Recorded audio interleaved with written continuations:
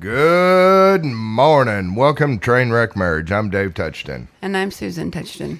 Hey, we took 2 weeks off, and it's been kind of chaotic in our world. We moved. We've got into the new place, and we still have all of our stuff, for let's go 95% of it out in the garage because we're remodeling the house. And we have three rooms done. We have 8 or 10 not done.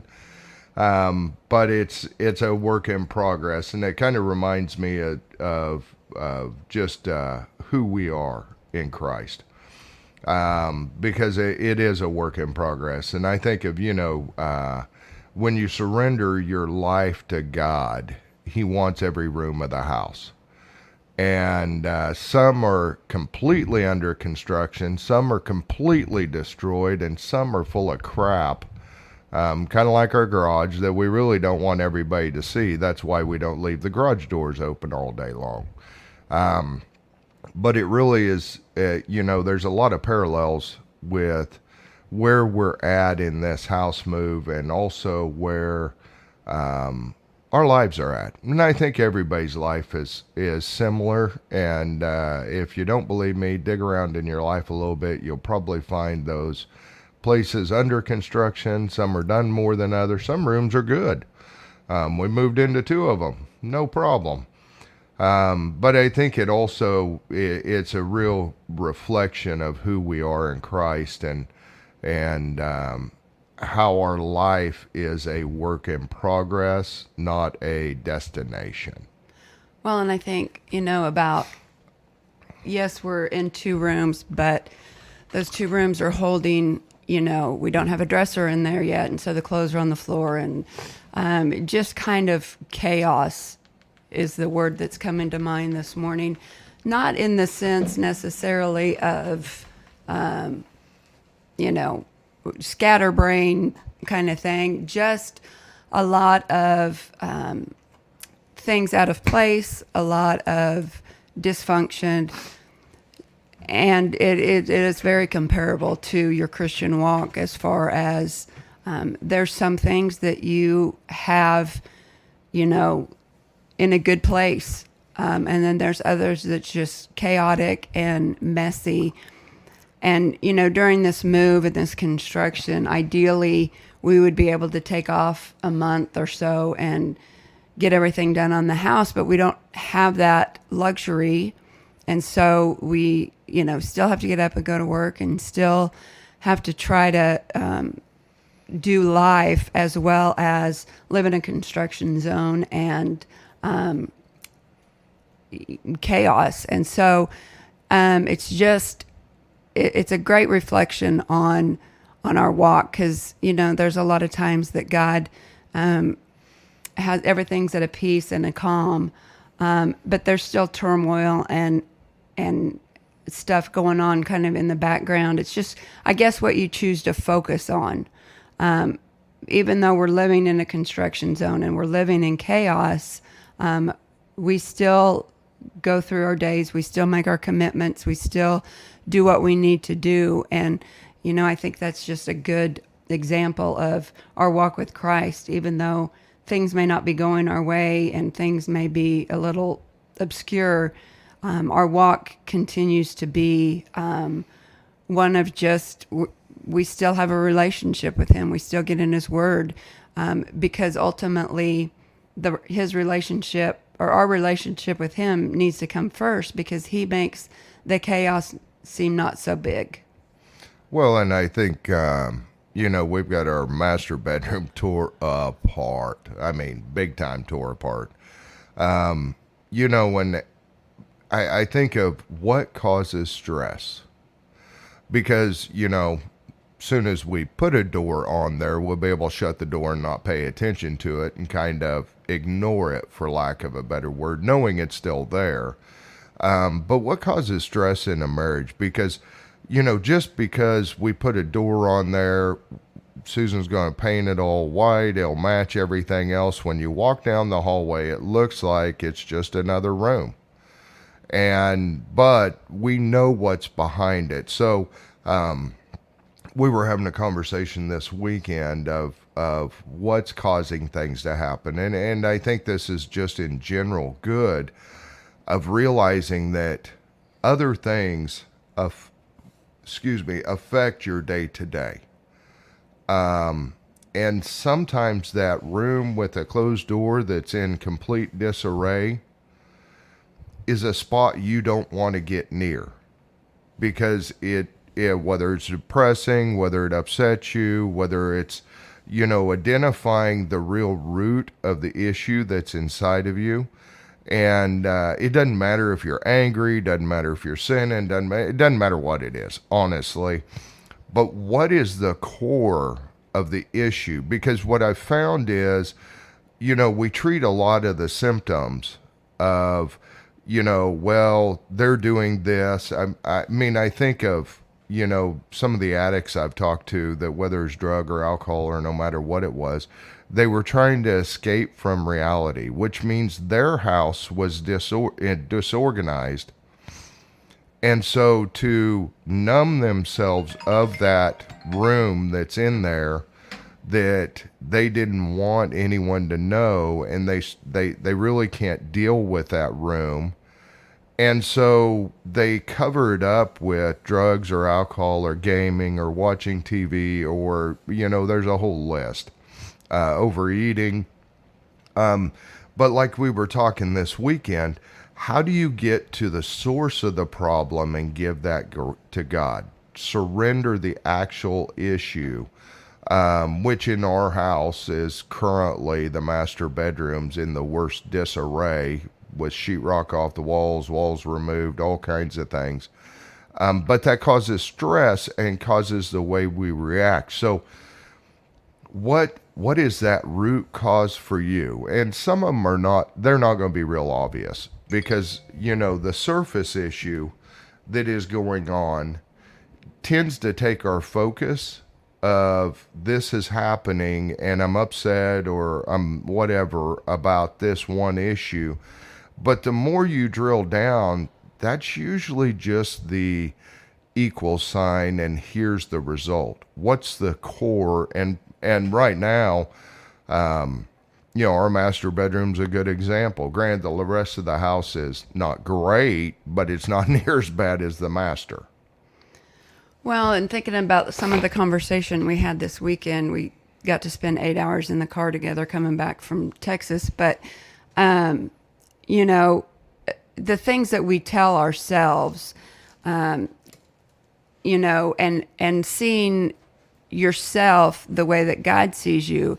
And that's really kind of difficult for me because I don't feel worthy. I don't feel like I'm good enough or all these things that my mind tells me. And then when somebody treats me the way that, I don't feel like that hurts my feelings or makes me feel bad or whatever, it just reiterates the things that I say about myself instead of really paying attention to what God says about me and not, my question to myself was, what can I be more focused on what God says about me than what others say about me? Generally, what happens is when others say something or puts me down or makes me feel a certain way, then that's what I choose to believe because it's louder than what the still small voice of God is. Instead of believing the truth that I'm a child of His, that, we're all children of the King. So how do we live our lives as children of the King versus what either others say about us or what we tell ourselves about ourselves? Well, and a good friend of mine says regularly, I get up every morning and I brush the hair of my enemy. Really think that through because right now, your head is your biggest enemy. Because not only do you have the past of what's happened to you, you also have what's currently going on. And, when you're only dealing in your head, it's a problem. Logically trying to figure it out, You know, what are my thoughts? How do I get there? Logically, it works this way, so on and so forth. And the real problem is an 18-inch problem. It's a disconnect between your heart and your head. Because, I mean, scripturally, if you look up, you know, God created mankind in his own image. You know, for he chose us, for he chose us in him before the creation of the world to be holy and blameless in his sight, in love. You know, sometimes we beat ourselves up because we're not perfect Christians. And I struggle with that conversation because it's about what we can do and not about what God can do. It's not one of those things where I surrender it to God. It's I need to control it because I can control it. And I think, you know, people, our own heads are our worst enemy, because if we seen ourselves the way God sees us, we'd have a completely different view. There would be times we would be disappointed in what we chose. But there's a lot of times that we'd say, my gosh, you're doing great. And in my mind, I never say that. In fact, I always, yeah, I could do better. I could do this. I could do that. And, you know, or I'm stupid. I shouldn't have done that. Because really this comes down to true worth. Where do you put your true worth? In the world, or do you put it in God? Because God, you know, one thing, I'm trying to find a quote. There you go. I looked up the definition of true worth. Your worth is how much you value yourself. Let's see. I think it says die on your cross daily.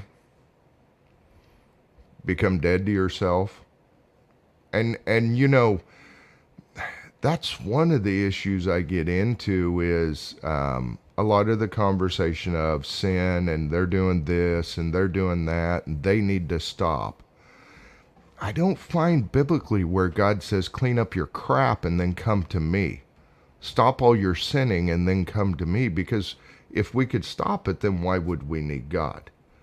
I think that's one of those things that it's about surrendering to God, because surrender creates change, because that means you're no longer in control. So when you're talking about, say, you know, money, we ain't got no money. Everything's bad. Have you surrendered that to God, or are you controlling it? When you look at our relationship's bad. It's bad. In my mind, you know, there was times that there's no way we're going to stay married. When we were in the throes of it, it's like, this is a waste of time. There's no way we can recover. And you know, that statement's a very true statement, because without God, we can't recover. Our marriage can't come back. So I think, you know, when you start talking about different things you're doing, or, you know, the goal of being a perfect Christian, I understand that we need to not sin or not do that. But the other thing to this that I think gets missed is we got to get God involved to help us to stop. Because if we could do it, then we wouldn't need God. Well, and I think too, you know, that's the thing is, a friend of ours, you know, says he's going to quit cussing because it's wrong and you shouldn't do it. Which that's a great goal to have, and that's wonderful that he has that conviction. But I asked him, so how is he going to do it? Because you can't do it in and of yourself. He can't just flip a switch and say, okay, I'm done cussing, or I'm done drinking, or I'm done smoking, or I'm done overeating, or I'm done. It's not something that we can do on our own, and that's why we need God. That's why it has to be a surrender. You know, surrender this particular, whatever it may be, and it may be several things. You know, we've got to surrender it to God, and trust me, it's not easy, because when you're in the middle of it, you know, I generally don't think, oh, I need to turn this over to God because this is my struggle, without slowing down and really saying, I want to do this bad habit, I want to overeat, or I want to do whatever the case may be, instead of really stopping and saying, okay, God, I'm not really hungry, but that's my go-to of, I'm stressed, I'm anxious, I'm tired, I'm depressed, I'm whatever. So I'm going to go get ice cream or chocolate or whatever, instead of going to God first, because I want that immediate relief. I want that immediate fix, when sometimes God lingers and doesn't fix it right away. But it's the act of, and the more you surrender, the easier it becomes, and the more frequent it can become, because then it becomes a habit. Well, and I think just because God doesn't take it that moment, you can try not to do it. But at the end, it's about surrendering it back to Him. It's not about you trying to stop it, because you can't stop it. You're fighting against Satan, who's trying to keep you wound up. And so you need the Holy Spirit to help guide you. I am not saying people are not convicted to stop doing things. That is not my point in this conversation. But my point in this conversation is, in your head, when you feel like the rules are being broken and you need to be better, then it's one of those things that you will lose, because that is not the way we're built to fight Satan. We're built to fight Satan with God, the armor of God. So if God's not involved, and I had a deal that I've dealt with on and off for decades, lust here and there, and I just gave it to God. And I'm here to tell you, it didn't go away. It was 3 months later. And I gave it to Him. I still did it sometimes, but I gave it to Him. And then we went to a service which was not normal for us, and God grabbed me and took it. Well, we think sometimes that, just because He hadn't taken it right now, I need to fix it. I got bad news. You can't. You can fix it for a day, maybe 2. But it's about what your heart is. What is your heart in this situation? To be a better Christian? He doesn't want better Christians. He wants surrendered Christians. Big difference. Good Christians go to church and say, look how good I am, or, oh, they got it all together. Don't remember the scripture. It was a rich man coming to Jesus that said, good teacher. And even Jesus said, no one's good. Only God's good. So I think it's one of those things that we get hung up in this being a good Christian.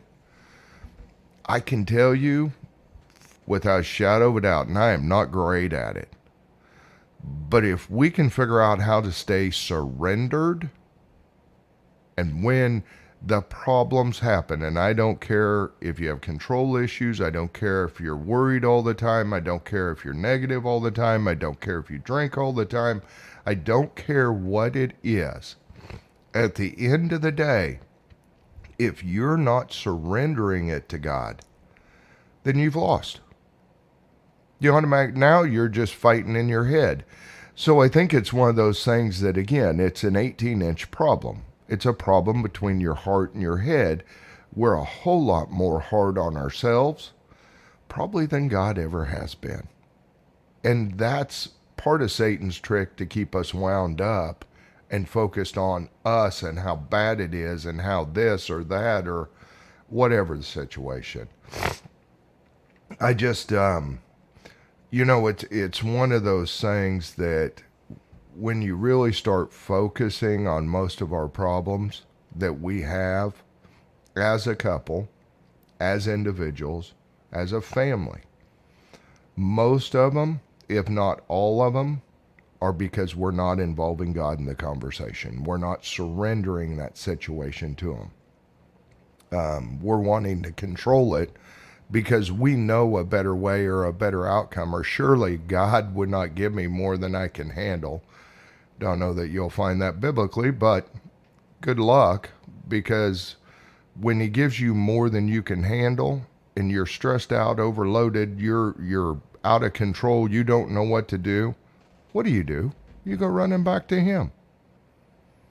So it's one of those things that I think sometimes in our marriages,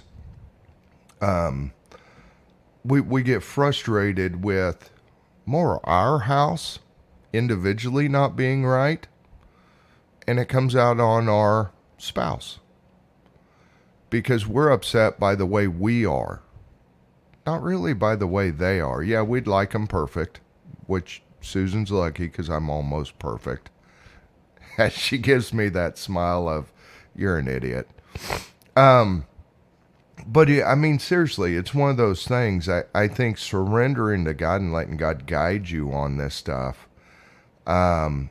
is really where it is. And praying for your spouse that God's will happens and cut them some grace. Because Lord knows I've needed grace over the years. And I still need grace because I'm not perfect. I am flawed in every way.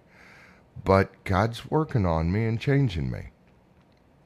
Well, and I guess that's the whole point is we're all a work in progress. And so if you think that you're going to have it all figured out, or that your spouse is going to have it all figured out, or that you're going to be perfect, or your spouse should be perfect, it's all a work in progress. And God didn't call us to be perfect. He called us to be holy like he is holy. And we can't do that on our own. And again, it goes back to the surrendering, and it's a difficult thing to remember to surrender whatever's going on at the moment. And so, I guess I would just encourage you today, and it's speaking to myself as well, that the things that are holding you back, or the things that are making you depressed or frustrated or whatever, just give it to God. Because he's the only one that can, take it. There's, as perfect as David thinks he is, there's a lot of things that hurt my feelings, that frustrate me. But I can't ask God to change him. I've got to ask God to change me and how I handle it, and know that God loves me more than David does, and David's just a human being, and he's going to talk to me in ways that I don't, like, we're going to have conflict. We're going to have difficulties. We're going to have struggles. And just knowing that if I place it in God's hands, he can direct it. He can take care of it. He can handle it. It's not my responsibility. Well, and I think you bring up a great point. We can't change our spouse. Right. But God can change anyone. So that's a real question. What are you praying for your spouse? That they change? Because that's a wasted prayer. Because odds are it's something inside of you that needs to change as well. Not saying your spouse is perfect and got it all going on and doesn't need God's help and doesn't need God to be involved. But what I'm saying is you can't change your spouse. And at what point do you realize they're a gift from God? I think of Joyce Myers years ago. I was listening to her during a period, and she said, if you're that unhappy with your spouse, leave them, because I guarantee you there's somebody else that would love to have them. And I think sometimes we get so focused on what's wrong with each other and how they don't meet our needs and how they're not the person that we want, that we kind of lose sight of the blessing of the person. And I'm horrible at this, so I'm preaching to myself, not really you guys at this time. But realistically, Susan does a huge amount. She's painting every night. Plus, we're trying to keep laundry up. She does really a phenomenal job. When you really step back and look at everything, does she have flaws? Absolutely, because we all are flawed and broken. But what would I do without her? Let's have that conversation. What if she wasn't in my life?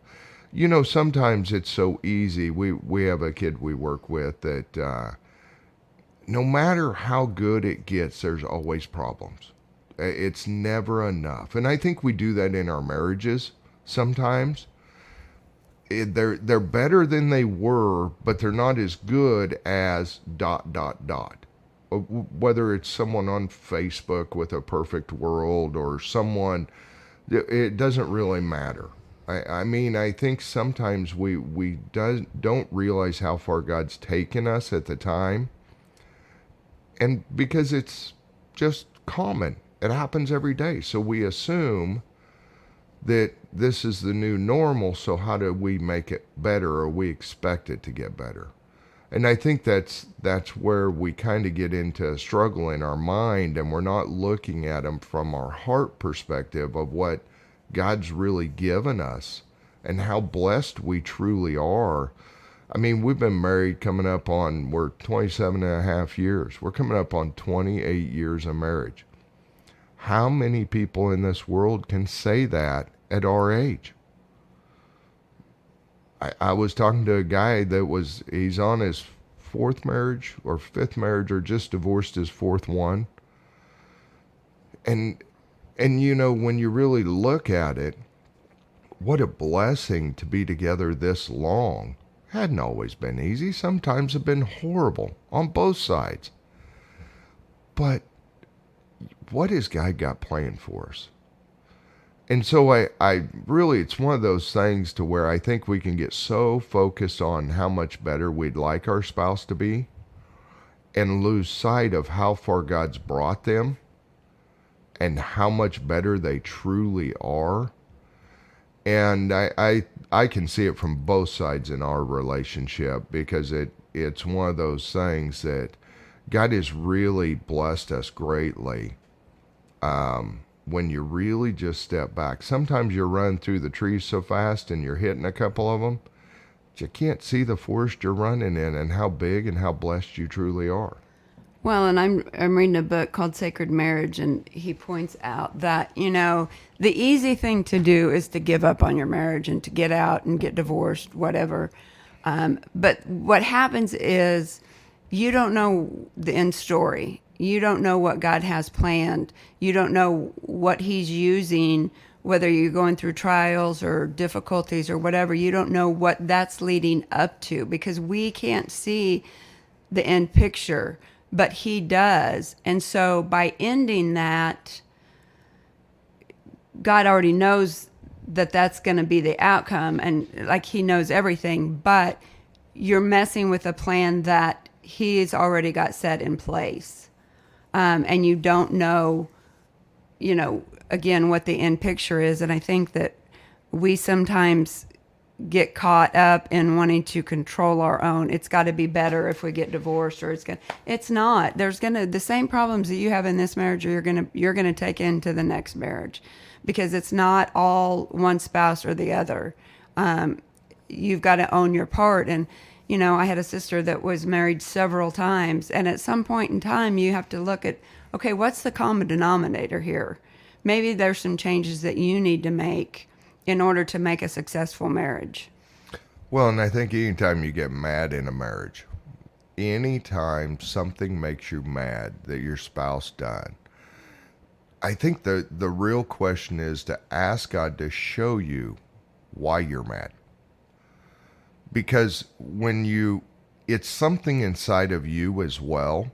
Yes, granted, they may be idiots sometimes, because I am regularly, and I understand that, where I do stupid stuff. But, you know, I also know that when me and God I'm focused on surrendering to God, a lot of the issues aren't near as big as what they are without God. So I think that it really comes back to when you're mad at your spouse, things aren't going well, you're aggravated, they're pissing you off. The question that needs to be asked and the prayer that needs to be said is, God, why is this aggravating me so much? What is going inside of me? Because God did not build us to be this way. God built us to really love each other, see each other in a different light, and see each other through God's eyes. Because if you're not seeing your spouse through God's eyes, I got bad news. They're broken, flawed, and they're miserable people. Because we all are.